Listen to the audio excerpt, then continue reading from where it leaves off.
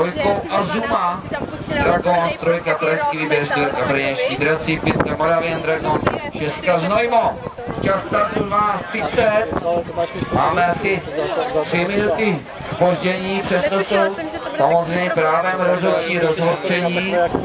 Prostě časový pořad je potřeba dodržovat. My když jsme byli, že teď v tom Pavlově, tak jako už jsme samozřejmě v poučení, nejvíc nás školil Hamburg, jsme byli Petr, jsme takové doklady. Tak bez toho já jsme to vyzýval náš klipy a tam všude to nás, když pohledáš. A to samozřejmě pak začali tlačit, ne? Já jsem se někdy, já nevím kolik mohlo být, nevím, prostě to se jako propravil. Už tady mohlo být? Very. Jim dál a venku, všichni říkal, tak ne, rychle zpátky. Díkaj, co stane.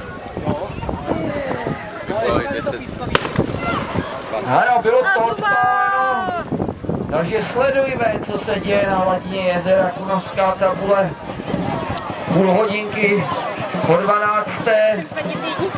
A děje se nám to, že na 200 metrové trati bojují o co nejlepší čas posádky z Kojetína, Azuma, Dragons, Prahy, Brna, Přerova, Znojma.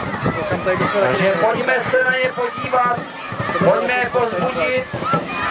Pražský výběr to jede formou jako tréninku, nebo? Ale dívej se, jo. Zelený dres, Pražský výběr, trojkou, mírně vepředu před čtverkou, to jsou Brněnští draci. Pětka Moravian Dragons a